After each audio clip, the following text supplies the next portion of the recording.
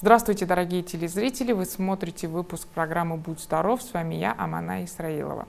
Сон – самый главный фактор, влияющий на наше здоровье. Не один из них, а именно самый. И на самый важный вопрос ответит врач-кардиолог, младший научный сотрудник отделения пульмонологии Адилет Амуралиева Каныбековна. Здравствуйте!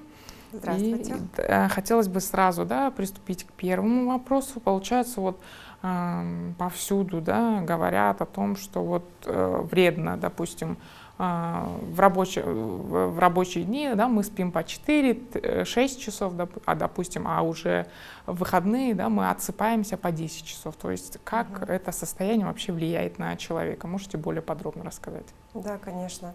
На самом деле у нас есть физиология человеческая, и наша физиология требует, чтобы мы спали от 7 до 9 часов в день. К сожалению, в силу определенных факторов, как вы сказали, рабочие режимы, перелеты, они влияют на наш организм, и приходится спать по 5-4 часа. Это очень негативно влияет на наш организм, потому что у нас есть определенное расписание гормонов, которые выделяются у нас в организме. Допустим, в 9 часов начинает вырабатываться мелатонин, который называется гормон сна.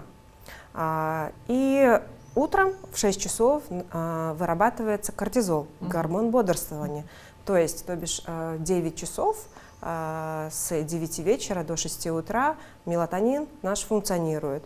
То есть мы должны спать, наша нервная система должна отдыхать, обрабатывать всю информацию, которую мы в течение дня получили. Сердце должно отдыхать, почки должны отдохнуть и восстанавливаться на утро. К сожалению, когда мы спим короткое время, наши гормоны сбиваются и негативно влияет на следующее утро.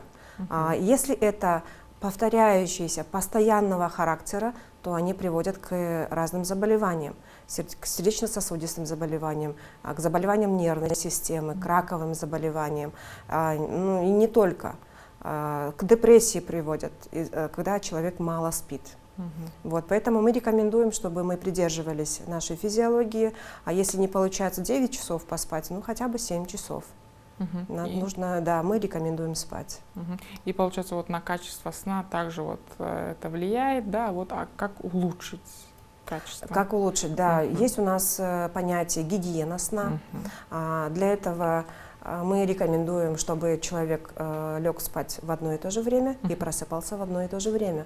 Тогда у нас наши гормоны будут работать как часики, и организм к этому привыкает. Также мы рекомендуем перед сном не смотреть телевизор, не смотреть фильмы ужасов, либо не читать книги, которые приводят к эмоциональным перевозбуждениям. Тогда человек в спокойном состоянии может лечь спать. Если даже вы читаете, не именно в кровати, не в спальной комнате, это нужно отдельно идти читать, либо посмотреть телевизор, потом немножко походить, и потом только идти в спальню. Спальная комната у нас только для отдыха, для сна. Мы не рекомендуем ставить телевизоры в спальной комнате. И когда у нас же привычка у всех, практически даже мне самой иногда приходится, мы легли спать, и потом смотрим на телефон, читаем некоторые информации, потом только засыпаем. Но, к сожалению, так нельзя делать. Особенно детям, когда у них нервная система только-только восстанавливается. Также мы рекомендуем не кушать перед едой вплотную покушали, поужинали, и наши любят сразу же поспать, правильно? Они после ужина идут спать. К сожалению, также тоже нельзя делать. Покушали, через 2 часа, через час после этого разрешается спать. Плотная еда, мясо, алкогольные напитки, они тоже очень отрицательно, негативно влияют на качество сна. Поэтому тоже это один из видов гигиены сна. Также мы рекомендуем создать благоприятные условия для сна, то есть чтобы комната у нас была более-менее затемненной, чтобы чистый воздух был. Перед сном желательно проветрить комнату, и температура должна быть около 17-20 градусов. Если горячий воздух, жаркая температура, либо повышенная влажность, человеку очень дискомфортно будет спать, и качество теряется от сна, потому что ночью от сухого воздуха, либо влажного воздуха человек начинает кашлять, либо нос забиваться, либо, если это нечистая комната, когда пыль, начинаешь чихать, и от этого тоже страдает качество сна. А вот еще, допустим, вот на сегодняшний день, ну, по моему мнению, да, вот подростки часто, допустим, ведут ночной, да, образ жизни, спят днем, а ночью работают, допустим, да, либо вот. И в этом случае каким, да, заболеванием это может привести? Можете более подробно рассказать? Да, зачастую это приводит к депрессии, потому что нервная система, как я ранее сказала, не отдыхает полностью. Это приводит к повышенной тревожности, к нервным заболеваниям. И в последнее время ученые говорят, к раковым заболеваниям тоже приводят плохое качество сна. Плюс очень важный фактор – это к сердечно-сосудистым заболеваниям. Сердечно-сосудистые – это та же артериальная гипертензия, тот же инфаркт, те же нарушения ритма, проводимости, которые молодые приходят и говорят, вот жалуются, и бессонница. Они из-за того, что спят в разное время и неопределенное количество часов, у них сбивается вот этот ритм, циркадный ритм, и у них развивается бессонница именно ночью, в ночное время сна. Конечно, негативно влияет на организм. А также у них теряется концентрация внимания, память снижается. Молодежь сейчас жалуется, вот я не могу вспомнить вот то, что куда я положила телефон, не могу вспомнить, что я записывала. Это вот среди молодежи часто сейчас. Ну, может быть, это из-за того, что очень много информации, либо некачественный сон. А вот еще, допустим, также часто встречается, когда днем, да, человек, допустим, выделяет себе несколько часов для сна. Вот это как в данном случае, правильно или неправильно? Для повышения качества работоспособности мы рекомендуем 15-20 минут всего лишь поспать. Это немножко дает возможность восстановиться организму, но не позже 16-17 часов дня. Потому что к этому времени уже уровень кортизола снижается, и человек, когда засыпает в этот период, он уже, если 2 часа поспал, 3 часа поспал, все равно он просыпается разбитым. Ему все равно хочется спать, потому что идет время для мелатонина. Поэтому мы не рекомендуем долгое время спать и не позже 16-17. До этого времени 15-20 минут разрешается. То есть я правильно поняла, еще дополнительно длительный сон также, да, может негативно влиять? Конечно, конечно, потому что у нас после 9 часов у нас мелатонина практически нет в организме, и вы 12 часов поспите, 15 часов поспите, все равно вы просыпаетесь разбитым. Рекомендованное время – это от 7 до 9 часов, когда функционирует мелатонин, гормон сна. И вот далее хотелось бы более подробно обсудить синдром обструктивного апноэ сна. Да? Можете более подробно, вот, обширную информацию рассказать и о том, вот, как бороться с данным синдромом? Это на сегодняшний день очень актуальная тема, потому что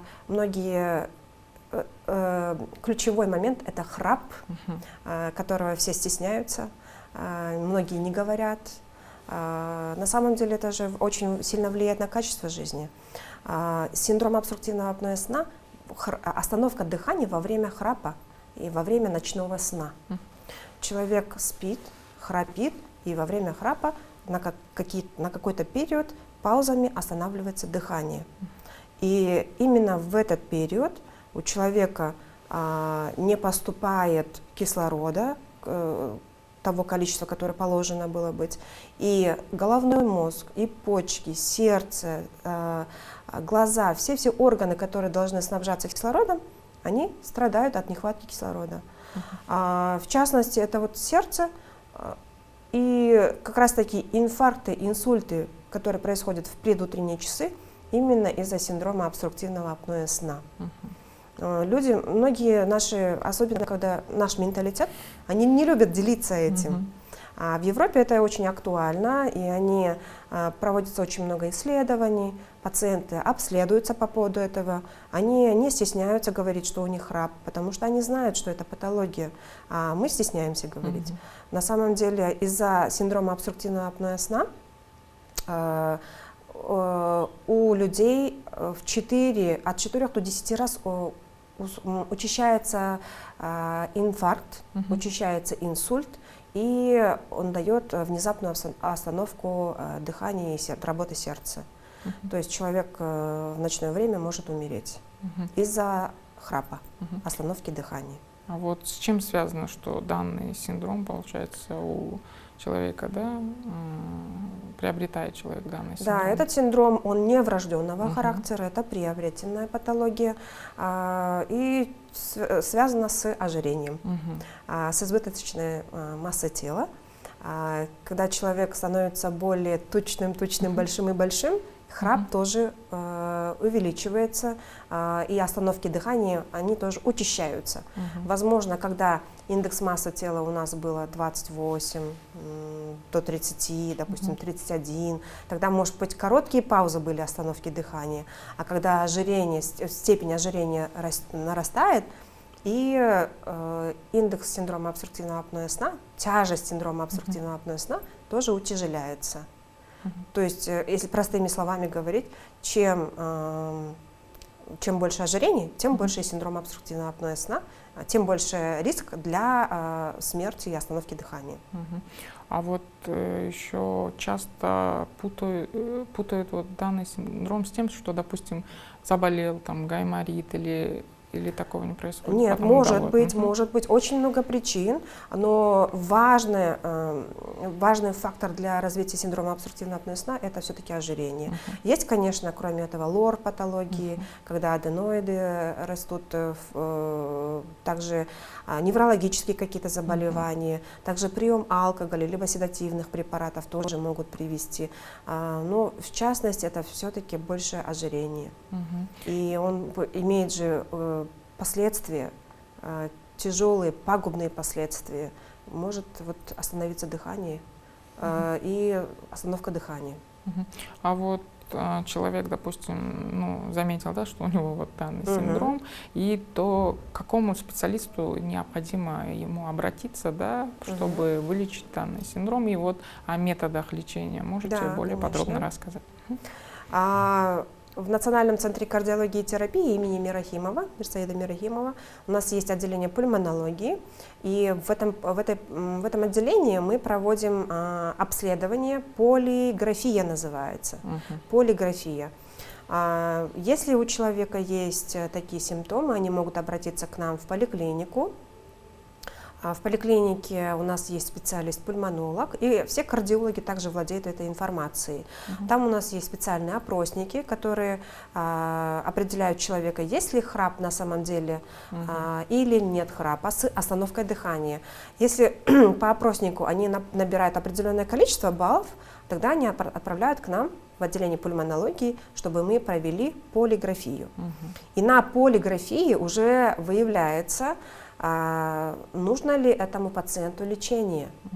Может быть, и не нужно будет, да? Может быть, причина совсем в другом.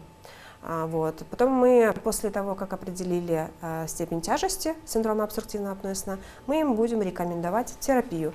Это, то есть, маски, специальные маски, их надеваете в ночное время и спите. Но это тоже зависит, можем сказать, что это полиграфия, она нужна для того, чтобы мы подобрали дозу. Именно называется СИПАП-терапия, либо БИПАП-терапия, в зависимости, какая патология. И от этого будет зависеть доза, сколько мы давления должны дать этому пациенту. Поэтому это крайне необходимо, чтобы они проходили полиграфию. Есть вот специальные машинки, СИПАП называется, либо ПИПАП. Они создают отрицательное давление в ночное время, они надевают их, и когда они спят, горизонтально ложатся, они не дают западаться глотке, гортани, и не дают, то есть предотвращают храп с остановкой дыхания. И утром они просыпаются бодрыми, свежими, ясная голова. Важный симптом синдрома обструктивного апноэ сна – это высокое давление в предутренние часы. И как раз, когда они надевают СИПАП-машину, они просыпаются с нормальным давлением. То есть в ночное время, когда они получают лечение, то есть весь организм насыщается кислородом. И тогда не будет ни инсульта, ни инфаркта, ни повышения давления. Утром тоже концентрация внимания не теряется, человек бодрый. И весь день он ходит бодрым. За дневной период он может ходить много, то есть если раньше страдали от того, что не могли ходить адекватное количество шагов, но после СИПАП-терапии им хочется ходить, они себя чувствуют бодрыми. И за счет этого теряется еще масса тела. Это тоже помогает похудеть. А вот еще в дополнение получается, я правильно помню, что программа «Здоровое сердце», да, там вот 8 пунктов, получается, здоровый сон также входит в данные пункты? Конечно, конечно. Здоровый сон именно с акцентом на синдром обструктивного апноэ сна, потому что у кого есть СОАС, они, я сказала, от 4 до 10 раз чаще встречаются, сталкиваются с инфарктом, с инсультом. Поэтому мы хотим проакцентировать внимание наших жителей, что если у вас есть храп, если у вас храп именно с остановкой дыхания, чтобы они пришли к нам, либо получили консультацию у своего терапевта, либо у медсестры, чтобы они похудели, чтобы они ходили больше, чтобы снизить вес. Чтобы, если у них это не получается, они могут надеть вот эти СИПАП, БИПАП маски, чтобы предотвратить последствия СОАСа. Вот я даже могу сказать, что в Европе кто попадает в аварии, именно сталкиваются машины, либо именно имеется в виду автомобильные аварии, эти люди идут на обследование, на полиграфию, на полисомнографию, немножко углубленный вариант, и тогда они выявляют, может быть, человек заснул за рулем из-за того, что он ночью не спал, может быть, у этого человека есть СОАС. В последующем, возможно, наше правительство тоже может внедрить эту программу. Но потом, если у человека нет СОАСа, тогда другая мера наказания в Европе. А если есть СОАС, то тогда уже нужно этого человека лечить. То есть это заболевание, которое приводит к концентрации внимания за рулем, и человек засыпает за рулем. И из-за этого он попал в аварию. Вот. Не намеренно. Вот это тоже, видите, это как важно знать. И вот получается, данный синдром влияет на качество сна, а они в процессе, я правильно понимаю, что мало спят или это не влияет? Совершенно верно, да. Им кажется, что они практически не спали. Из-за того, что часто просыпаются, и у этих пациентов еще один важный симптом – частое мочеиспускание. То есть они ночью встают в туалет 2-3 раза, из-за этого прерывается сон, и им кажется, что они мало время поспали. Хотя если по времени их уложить спать в 9, и пусть они проснутся в 6, у них из-за того, что качество сна было плохим, они могут сказать, что я практически не спал ночью. И вот получается, а если вы вот говорите, что ожирение, да, влияет, а если человек, допустим, справился, да, с данной патологией, то автоматически синдром уходит? Или, да, уходит. Он уходит по мере того, как человек начинает худеть, тяжесть СОАСа тоже уменьшается, вплоть до того, что он практически перестает храпеть. Возможно, храп будет, но без остановки дыхания. Легкий храп практически у всех есть. То есть это встречается, часто встречается, но без остановки дыхания, правильно? Тогда человек не страдает от кислородного голодания. И не будет последствий для сердечно-сосудистой системы, для нервной системы. А для нас важно, когда во время храпа есть остановка дыхания. Есть исследования, в котором даже они считали количество. В некоторых исследованиях пишется, что у одного человека до 300 раз останавливается дыхание. Это практически, считайте, что человек не спит. То есть качества нет, не попадает адекватное количество кислорода в наш организм. И получается, нету, да, статистики на сегодняшний день о том, как много людей страдает данным синдромом? Вот вы говорите, есть статистика, есть, да? Несмотря на то, конечно, что они не обращаются. Да, статистика у нас есть. 900, по всему миру 936 миллионов людей страдают. Это данные от октября 2023 года. Ну, в общем, говорят, более чем 1 миллиарда, потому что всего лишь несколько процентов обращаются. Или только те пациенты, которые страдают от сердечно-сосудистых заболеваний, только тогда они выявляются как соусники. Но если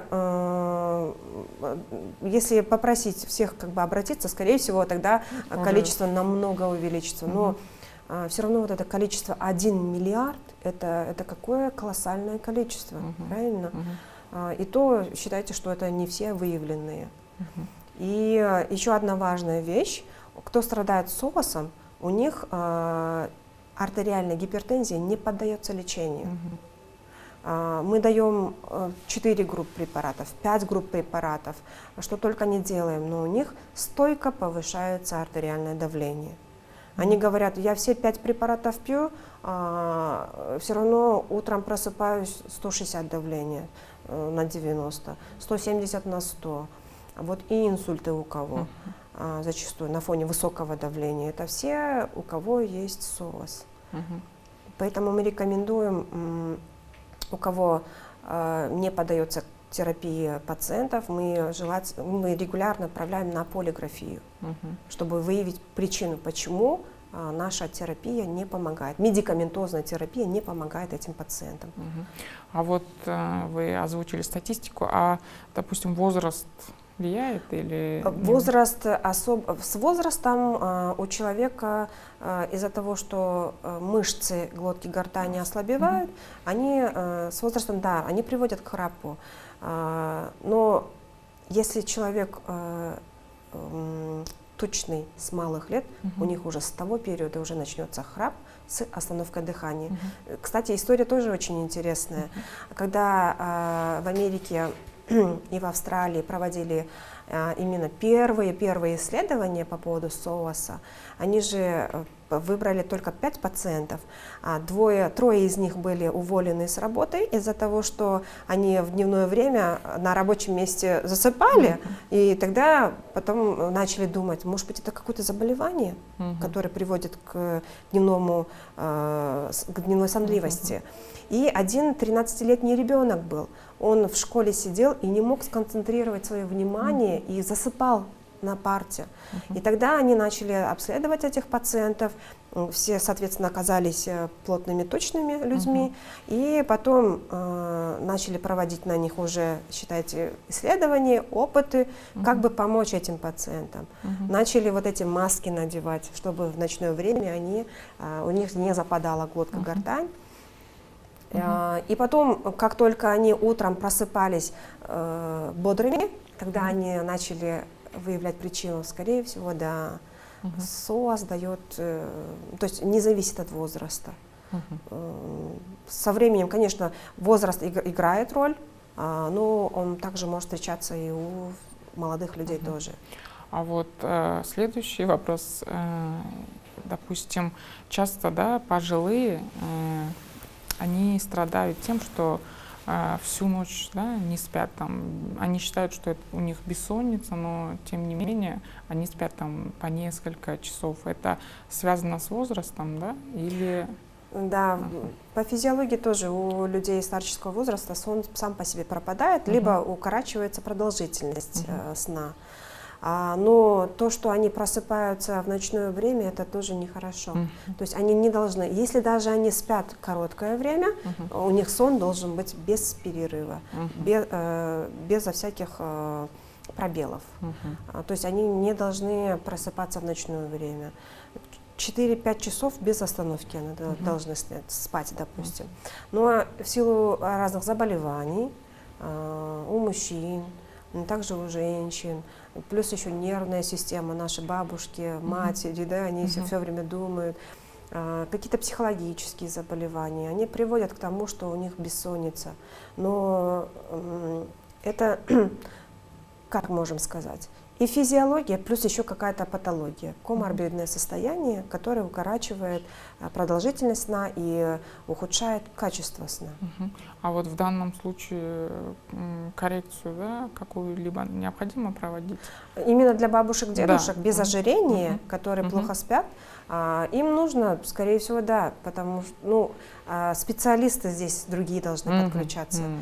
Те же невропатологи, зачастую психотерапевты, либо даже психологи. Но мы же скрываем все это. Мы скрываем, что нас тревожит, что нас гложет. Поэтому нужно разбираться с каждым индивидуально.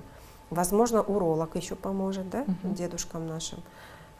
Поэтому, если без ожирения, тогда уже вот другие специалисты должны подключаться к этому. А вот еще дополнительный вопрос.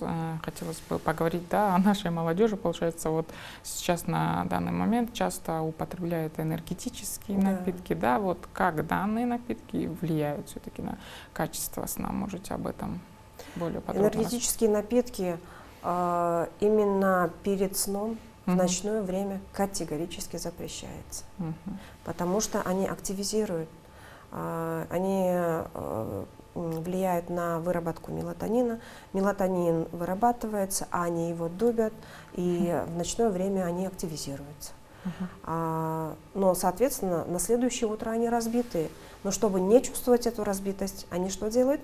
Опять его пьют, кофе пьют, крепкий чай, энергетические напитки. Они сбивают циркадный ритм нашего организма.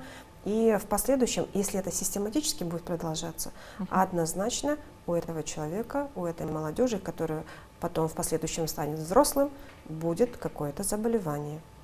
Это однозначно. И вот в завершении, да, хотелось бы от вас услышать некое наставление, допустим, вот родителям, да, уже сначала, да, как детей приучать к качественному сну, чтобы изначально уже в дальнейшем, да, ребенок, который в дальнейшем станет молодым человеком, да, был уже более здоровым, потому что качество сна все-таки влияет на все внутренние органы, да, на организм, на общее состояние. Да. Уважаемые наши родители, пожалуйста, обратите внимание на наших детей, потенциальных наших взрослых и потенциальных наших будущих. Укладывайте их вовремя. Мы рекомендуем укладывать детей не позже 10 часов, если в 9 не получается, хотя бы в 10 часов вечера, и чтобы они поспали до 6 утра. После 7 утра у них не будет мелатонина, и этот сон после 7 некачественный. Поэтому пусть просыпаются в 6, в 6:30, и у вас будет время, чтобы подготовить этого ребенка к школе, отвезти, также, чтобы они хорошо учились, концентрировали свое внимание на уроки, также, чтобы заботились о своем здоровье. Пожалуйста, укладывайте их в свое время. Спасибо вам за ценные советы, которые вы дали нашим телезрителям. А мы напоминаем, что сегодня у нас в гостях была врач-кардиолог, младший научный сотрудник отделения пульмонологии, Адилет Омуралиева Каныбековна. Спасибо вам еще раз. А мы напоминаем, что вы смотрели выпуск программы «Будь здоров». С вами была я, Амана Исраилова. До новых встреч!